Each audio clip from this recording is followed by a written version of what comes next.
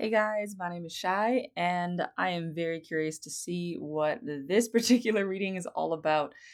It is sort of like two readings going on here. I have two piles, but I think I'm actually going to read them together. So, a little bit of a backstory here. I was feeling like maybe today was going to be a pick a card reading kind of day, but they kept showing me just two piles, two readings, but one reading, right? And so I was thinking, okay, that'd be weird to do a pick a card reading with just two piles, but whatever. And then I sat down to, film, and my camera stand just broke. So I can't point my camera down at the desk, and it's quite difficult to get a camera pointing down at the desk. I had a convenient setup, and so I was sitting here going like, what to do, right? What to do. I really wanted the camera to be pointing at the cards, so what am I going to do? So I'm actually just sitting here with my laptop like open in front of me, like pointing at the wall here, and I'm going to just try to work with this as best I can until I can get a new camera mount. So I have to kind of like reach around here. It's a little awkward, but I think this will at least get the message across. So I'm got some oracle cards for each of these piles, and I'm going to just go ahead and see what this is.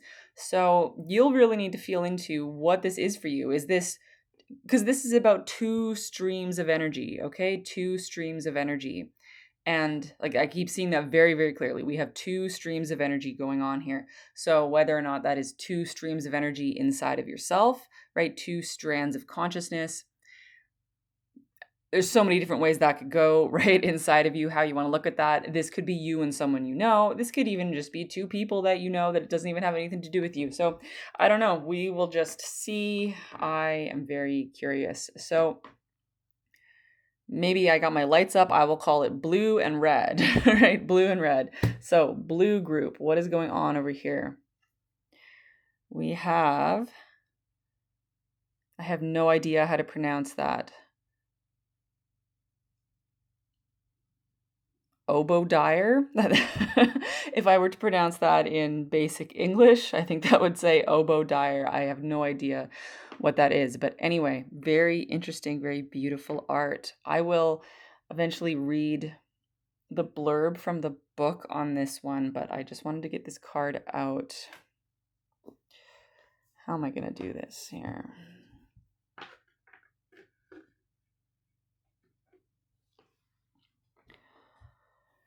And on the right, the red pile. Oh, we have this. Interesting. This is kind of bird imagery on both sides, right? She almost looks like she's hatching from this egg that is all feathered, right? Hatching from an egg that is all feathered. Like she's like has these feathers all around here. But it's like a cocoon of feathers or a shell of feathers that she's hatching out from. And then here we have Guardia Suparna. Looks like an eagle to me. Put him up over here.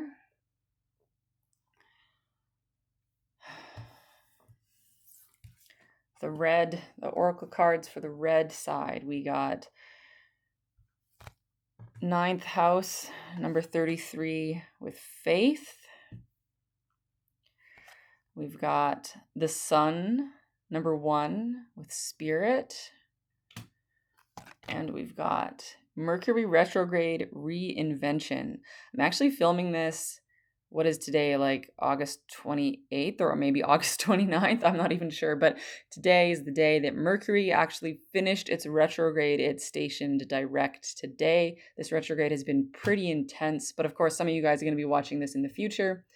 Most of you actually watching this in the future. Perhaps some type of Mercury retrograde or a reinvention of the mind, right? That's what it's about, a reinvention of the mind, a reinvention of your perspective.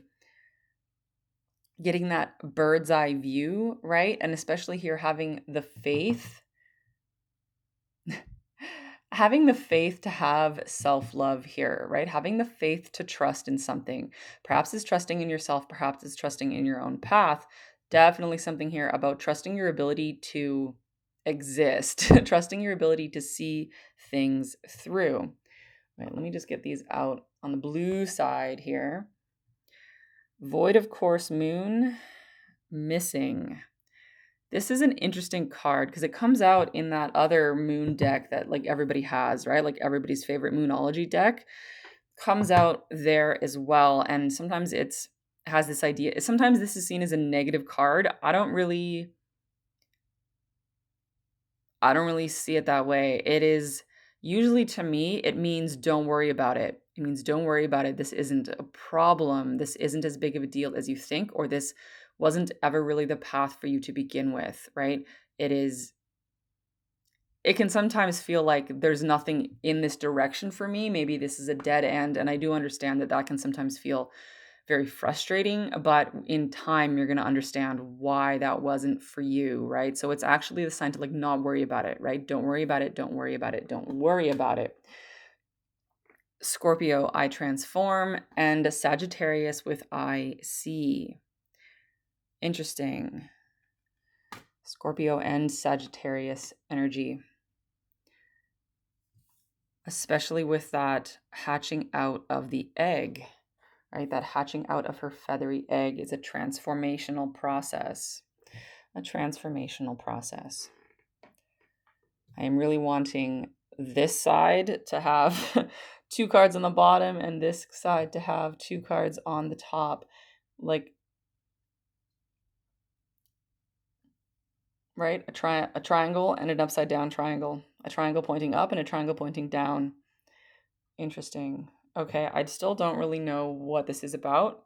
Sorry, I'll have to shuffle like off camera, but I'm getting some tarot cards here.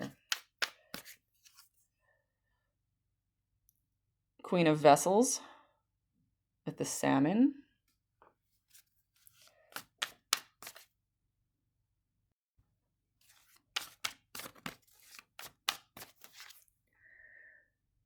Five of Stones with endurance. I really like this card, this interpretation of the Five of Pentacles, because the Five of Pentacles can be that card of, it can feel like a famine, right? It can feel like lack, right? It can definitely be that card of lack, but in this case, it's not lacking, it's endurance, right? Building your endurance, building your endurance.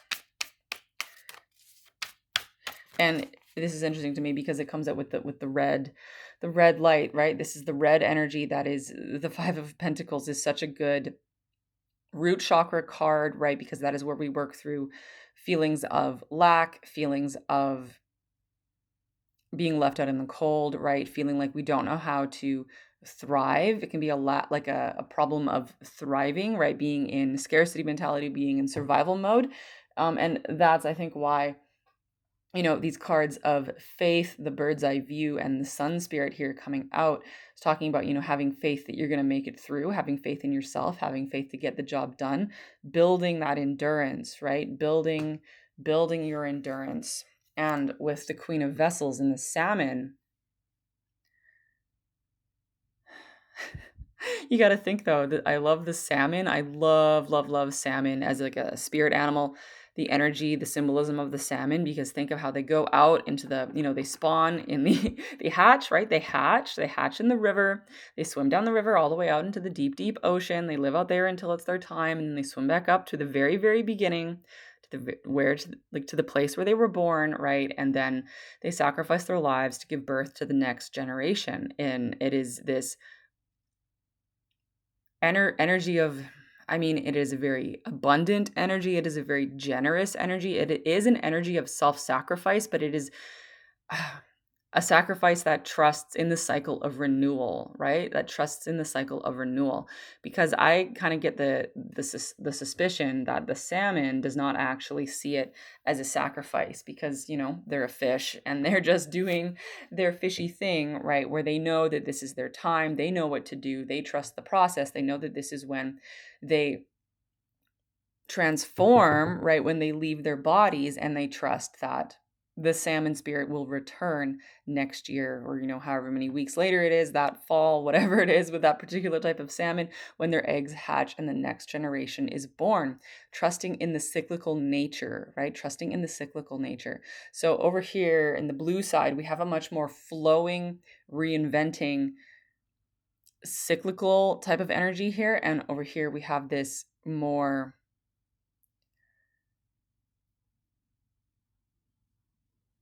it's like fixed energy is what I can say. Fixed energy. I could almost call this side over here Scorpio and this side over here Taurus, right? Working that fixed axis. It's just a vibe that comes to me, right? Because this is being able to see what you can create when you survive and endure, but actually changing your attitude on that, realizing, right? This reinventing your attitude, reinventing your perspective. Over here, I feel like this energy is really understanding the importance of reinventing the perspective, right? Reinventing your own perspective or whatever this is, right? Reinventing the perspective. Like I could say that, I could really, really repeat that. And what is a perspective? How do you cultivate a perspective? How do you create a perspective? It is your attitude, right? A lot of it is your attitude. It is your outlook on life. It is your sense of humor, right? There's so many layers to this, and it is shifting and cultivating a lighter and brighter, more productive. But it's not like for production being the purpose. This isn't like, trying to be more productive because you're supposed to be more productive. This is being productivity is almost a side effect over here of shifting the vibration into a lighter and brighter, more positive, for lack of a better term, attitude and outlook on life. This reminds me, 2 days ago, I was watching the sunrise. Okay. I was out on my balcony watching the sunrise with my cats, right? Oh, we have the sun, the sun energy here, right? The sun energy. I was watching the sunrise, and I wasn't really, I was pretty brain dead, just watching the sunrise, drinking my coffee, and had one of those spiritual moments, one of those mystical moments that are kind of hard to put into words and kind of hard to describe. But the message, loud and clear, was, what if all the horrible things aren't really true in the way that we think? What if they're not really real and true in the way that we thought, right? What if the horrible thing wasn't really that true? That was the message. And those words might sound almost like nothing, but if you can really feel that, right? That's just the words that go along with the feeling. And I could feel my perspective on the past and so many of, the horrible things. I could feel that just shifting out and fading away. And it was such a release of regret and toxicity and my own, narratives that I tell myself about how things are. And it was just this draining away. And it felt like I'd received such a gift of this draining away of this toxic perspectives and these narratives and mindsets. And it was just, what if it's really not that bad? What if it's really not like that? What if there's more to the story? What if there's a higher perspective, right? The words are so not doing this energy justice. It's like really something you have to feel, right?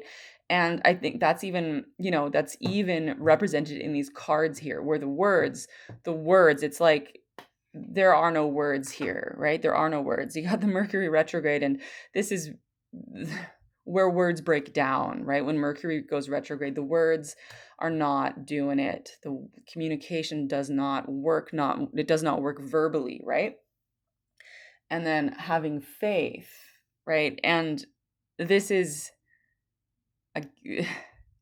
the experience of trusting that it's going to be fine, right? That everything's okay. And really, really, really actually trusting that.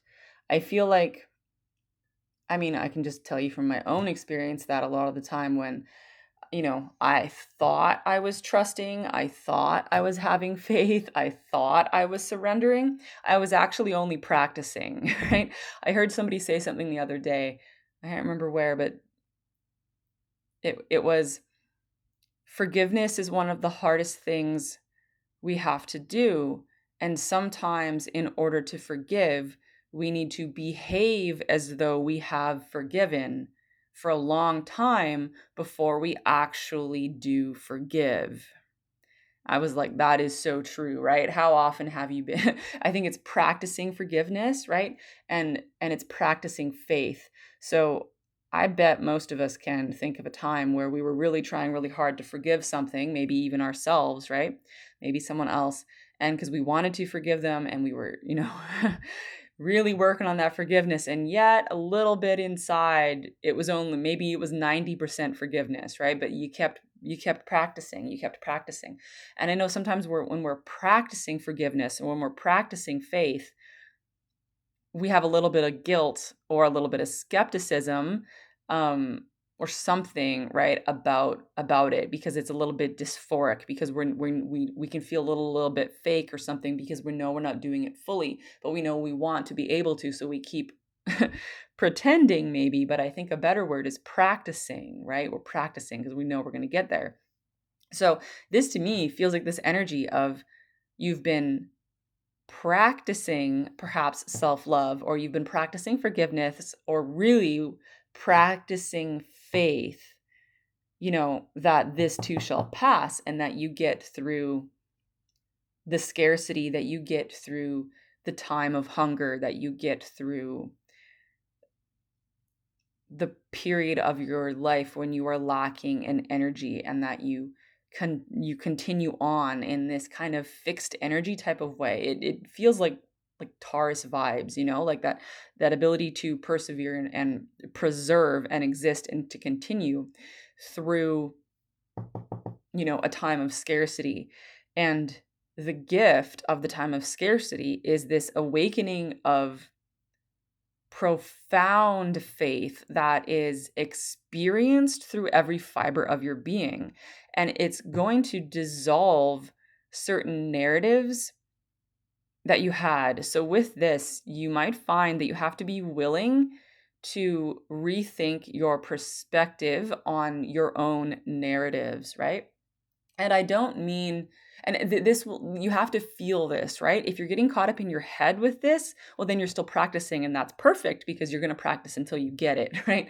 But I don't mean getting caught up in that Two of Swords type of energy, in that confusion energy, in that self-doubt energy, where you go, oh, was it like this or was it like that, or should I have behaved like this, or should I have behaved like that, right? You can really get caught up in that self-doubt back and forth wobble, and that is not what I mean. That is not what I mean by reassessing your narratives, or trying to discover what is actually true. That is the mental game, and that is not what I mean at all.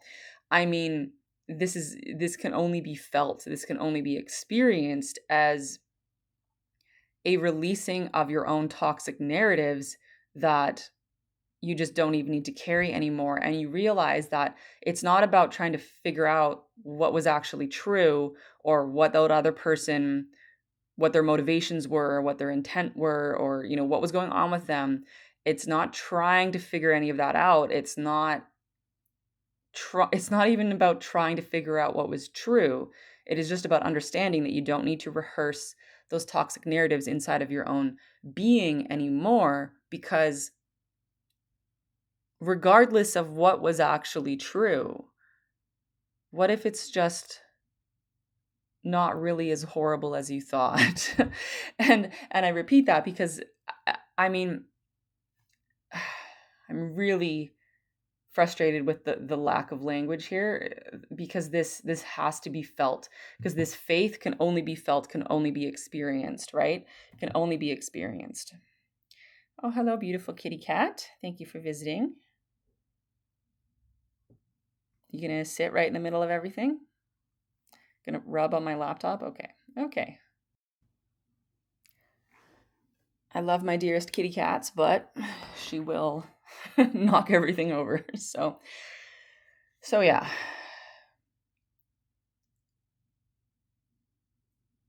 This is all about rediscovering faith. And I feel like whatever you've had to endure, not only have you been building yourself up, not only have you been building up your strength in multiple different perspectives, you've been rediscovering what it actually means to feel faith, to feel faith.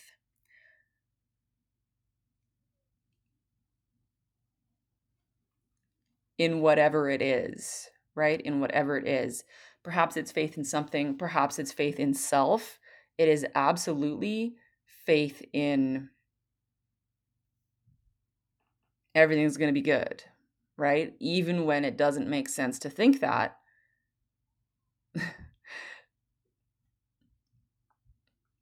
But you can't, faith cannot be discovered or experienced if everything is always going perfectly for you all of the time.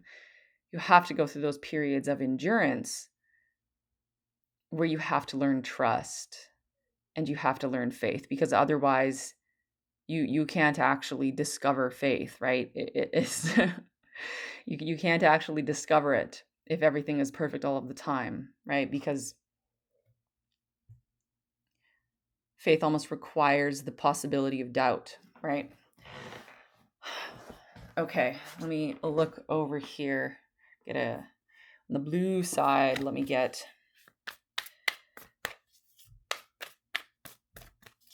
a couple more cards.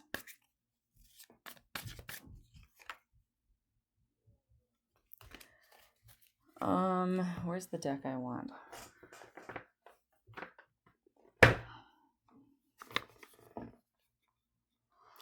You know, it's interesting because the Sagittarius is the same type of energy as the 9th house, right?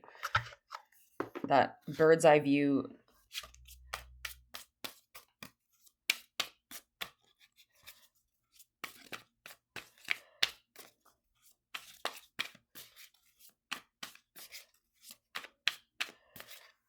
It's interesting. It's like I almost got to wonder why I was so strongly on multiple levels guided to break this up into like two separate streams of energy, because this energy over here, we have similarities, right? We have this message of endurance, but it's a little different, right? The salmon is different than somebody like, hunched over in a cave, right? It's more like this person, this energy had to endure a lack of something, right? Had to endure lack, had to endure a period of hunger, right? Something was missing and they had to endure it. And it made them, they were hungry, right? It was like a scarcity thing. This person over here had to endure a long and arduous journey of building themselves up, right? And there's definitely something on this side with some type of sacrifice because of the salmon and the Scorpio, this transformative energy. But there is also a lack as well because of this void of course moon missing, right? There's something. I feel like this is more the energy of disappointment leading to some kind of sacrifice and then a rebirth. A disappointment, a sacrifice, and a rebirth. And this energy is more about reinventing a perspective or the mind, and this energy is more about like the reinvention of the self, right? Scorpio energy, the transformation, and she is hatching out of that egg. So it's interesting that the way I keep seeing these energies is this side is like flowing down and this side is flowing up.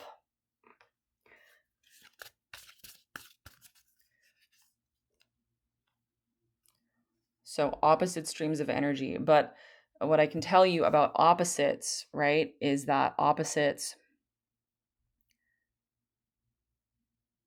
how do I describe this? Sometimes going in the opposite direction will get you to the same place. And it is important and difficult to understand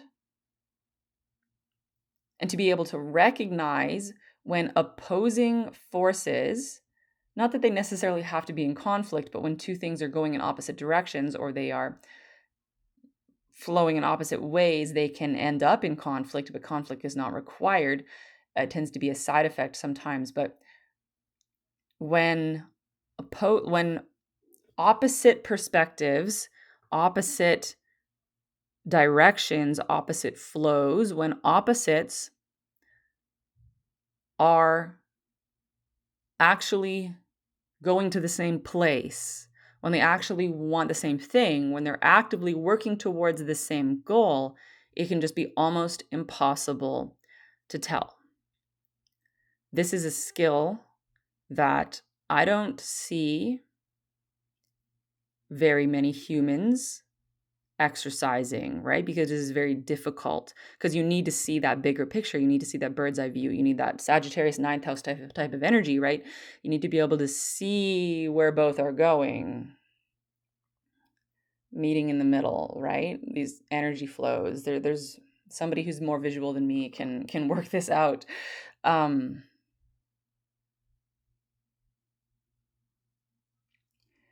And what I can tell you with this, just a quick example that's really coming strongly to my mind, is that when me and my husband are arguing sometimes, and because we are very, very opposite energies, okay? We are very opposite energies. And sometimes when we are arguing, what we have learned after many arguments is that even when we are saying totally opposite things, when we seem to have perfectly incompatible and opposing opinions,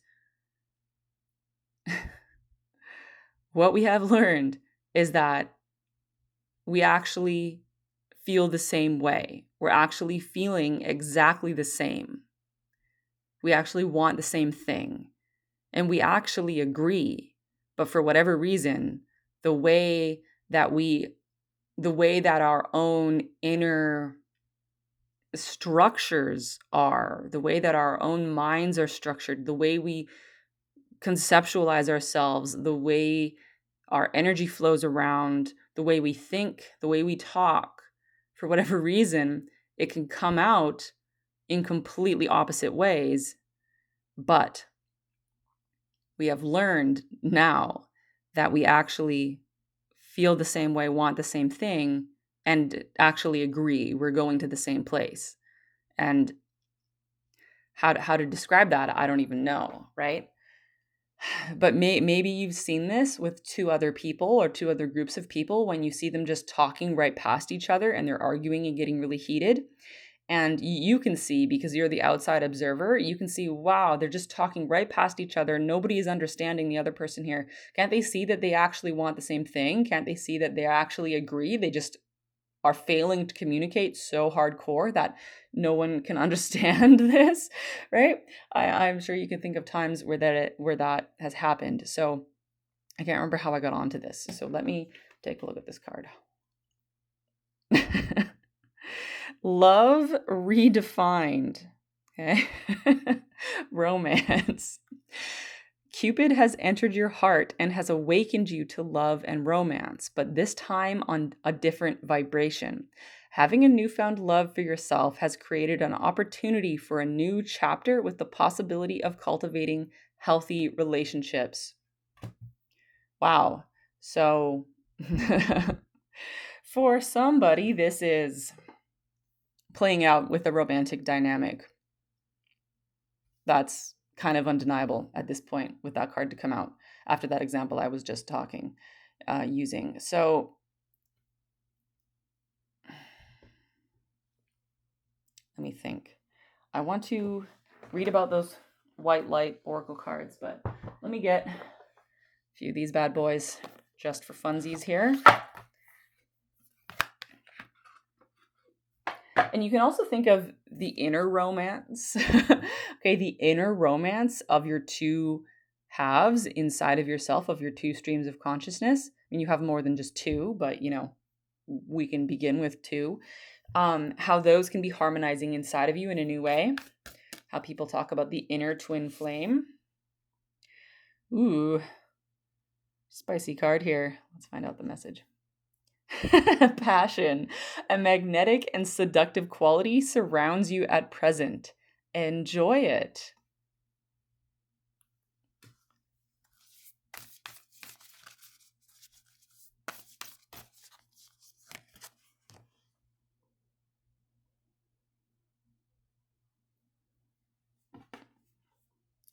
Trust. Transformation occurs through acceptance. Once you accept the current situation, it will automatically transform. That's really interesting, because this energy over here is transforming, it is practicing faith, right? It is going to be experiencing true faith. And this person over here is transforming themselves, right? Transforming as a individual. This person is transforming their mind. And I mean, these can both be you. Just seeing it that way now.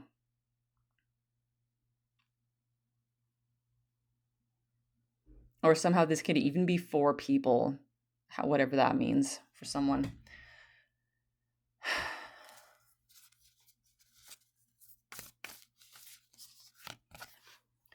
And this one? White and blue. White and blue has been coming up for me a lot. Healing. Imagine yourself and your beloved surrounded by light. Feel your relationship being healed this very moment. There was something I didn't quite get to talk about this energy over here, the blue energy.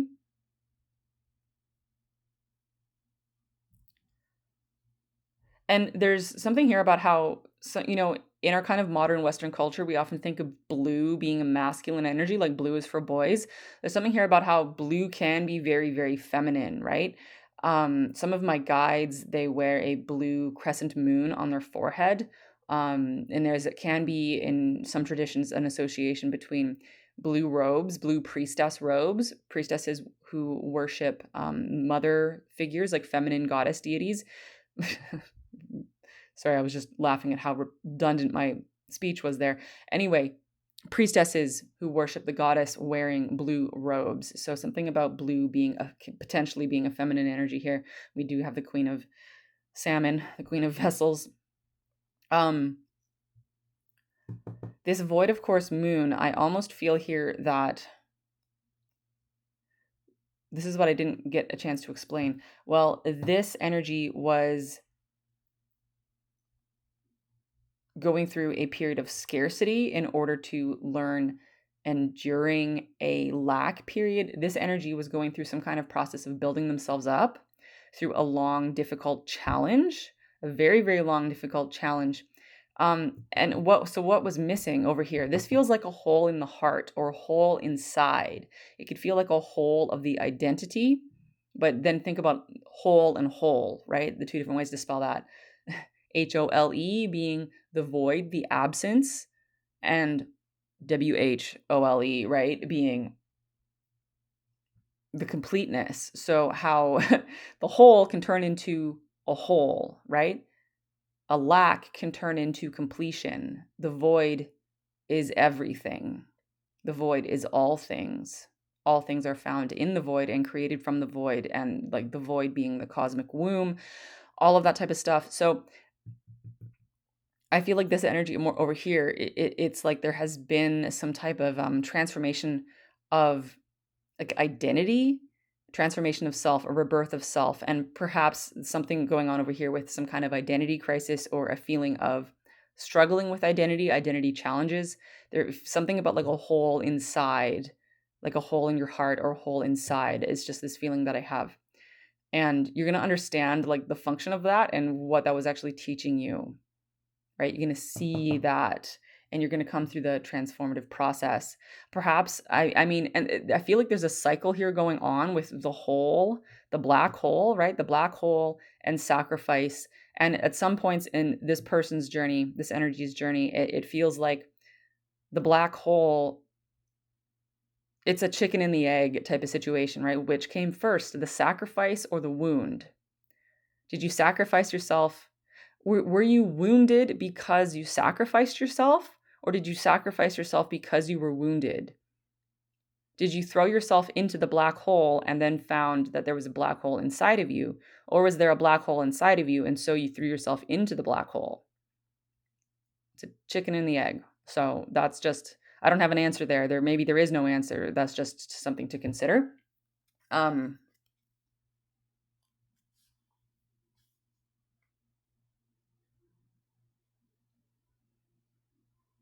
But now you've learned the lessons of sacrifice, and that is what leads you to this new self-perception and the transformation of the self. Okay, where is the booklet? Oh, I thought I took it out, but apparently I didn't.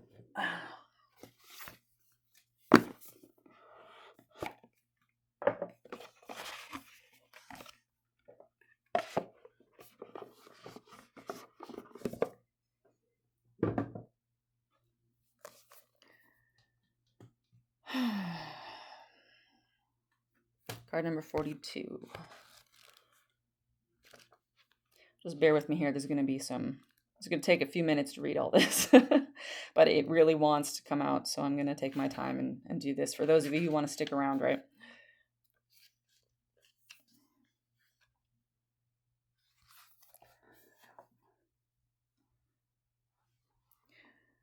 Cultivate confidence in yourself.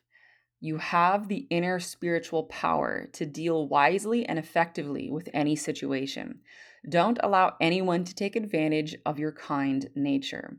Reflect upon what action feels best for you to take and then follow through with decisiveness. Do not allow negativity to get a grip in your life. Positive energy and outcomes are indicated. Gardua is a mystical king of the birds, a mighty eagle-like divine creature celebrated in the spiritual traditions of the East. In Sanskrit, Suparna means to have powerful wings and fly well. This has spiritual significance as Gardua can cover great distances and reach tremendous heights. Gardua's earthly counterpart, the eagle, is said to use the powerful winds of a storm to fly above it, rather than get caught within it.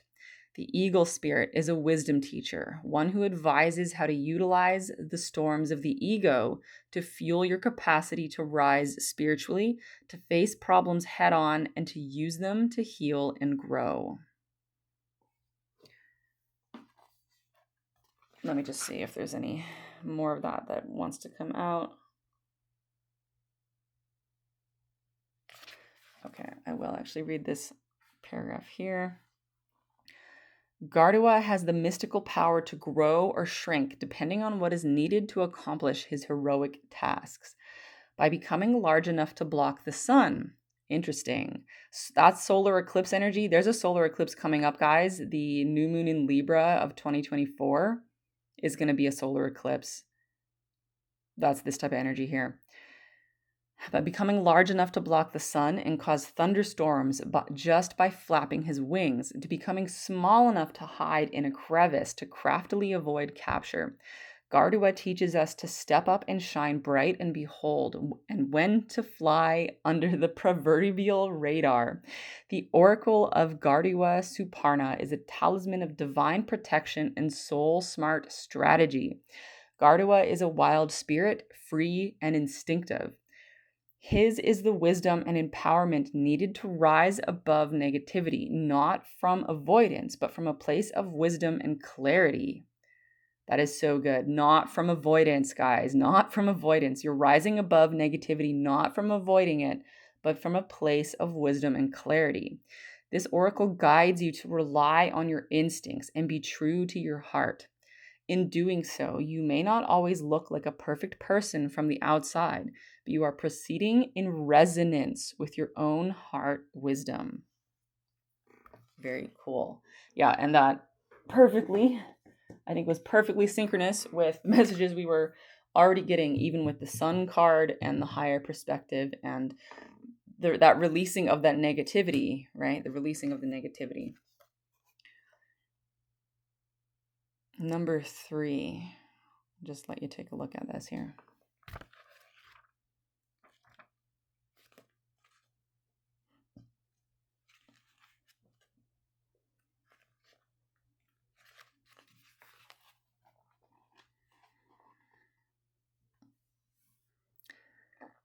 Do not turn away from your path, nor from what you know in your heart to be true, no matter what appears to be, nor what logic may dictate. Trust what your heart is telling you. You are safe and protected by spirit. You are spiritually empowered with all you need to manifest your authentic soul path. You have what it takes to connect with the light and live that connection in practical ways which contribute positive energy in our human collective. Obodiah is the Latin basis for the word obedience. Far from conforming to authority, the original meaning was to listen. To listen, to hear, and to not turn away. The oracle of Obodiah is about becoming a sacred rebel, giving up faith in the ways of the world and embracing the ways of the spirit unconditionally. So this is again coming back to having unconditional faith in spirit, essentially. This means refusing to torture yourself with horror stories that society and your own mind conjure up from time to time. This guidance is encouraging you to connect through your heart with the spiritual light, wisdom, and guidance within.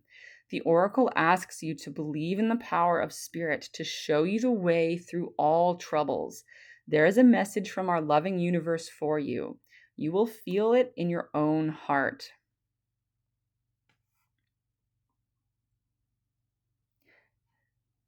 You are encouraged to ditch the drug of doubt. I love that so much. The drug of doubt. Doubt is a drug. It keeps you in that Two of Swords energy of second guessing yourself and doubting yourself and whiffle waffling back and forth and just staying in the quagmire and endlessly stuck, right? Ditch the drug of doubt. Doubt undermines your confidence and sends you on a mission to gain approval before making every decision. Approval can become the hit that alleviates doubt temporarily, but it prevents you from building the strength you need to listen for your own spiritual knowing. You have it within you to be spiritually sovereign. This oracle asks you to recognize your inner potential and to practice trusting yourself and your capacity to respond to life's unpredictable happenings with soul-honoring integrity. Oh my God, I love that so much, okay? This radical releasing of doubt. And I feel so strongly about this because doubt is what keeps you in the back and forth, right? And so a big part of empowering yourself to release doubt is to understand that you don't need to know what was really truly true. You don't need to know what is really actually real. You don't need to know what is correct.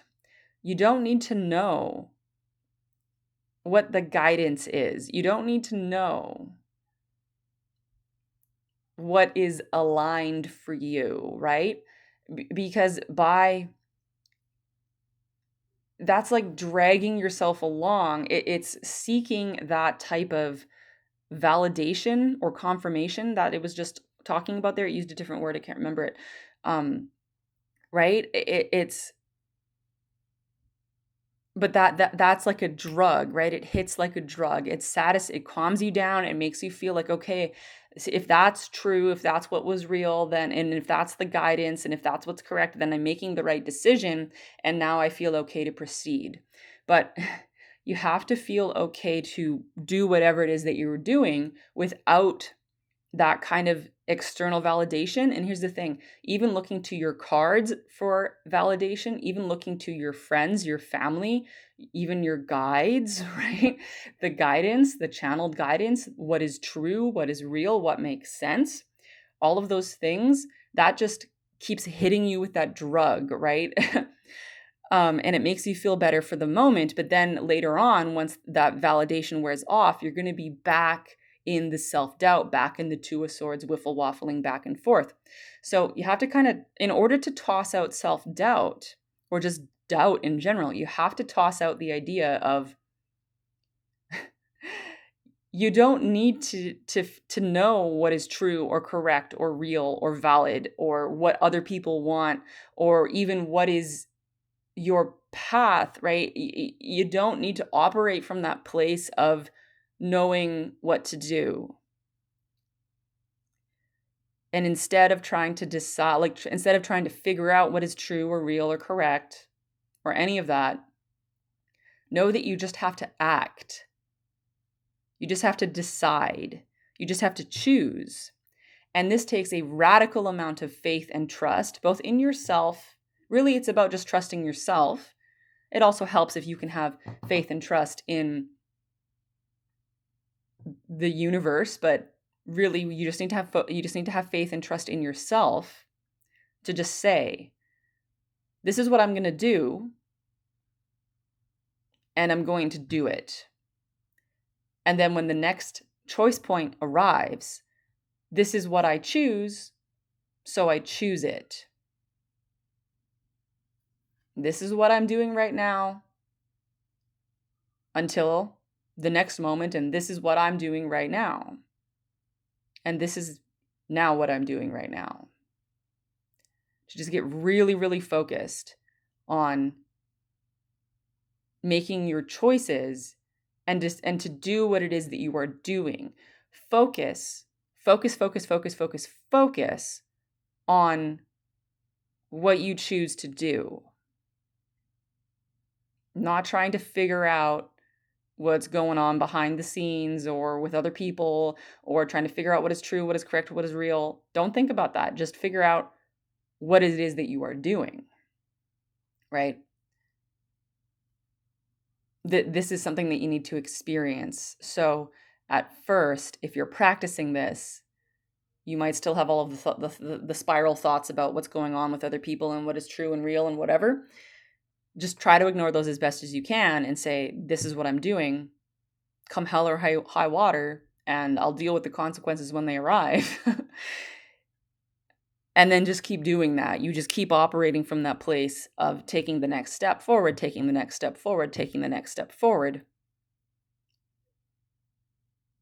Because that is the only thing that you can actually do, is the next step. Right? That is the only thing you can do, is the next step. And you will know where to step and what to do and how to move because of that feeling inside of your heart, because of listening inside of your heart. And perhaps if there was, a black hole situation going on in your heart, or an identity challenge, something like that, perhaps it was very hard to hear your own heart. It was very hard to listen to your heart. But now it won't be, right? You just need to listen. Just listen. Just listen. Those two words are far, far, far more profound than I can possibly describe at this moment.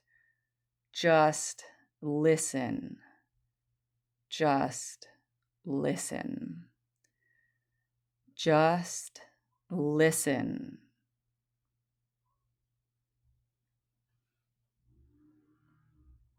And then do whatever it is that you are doing. That's it.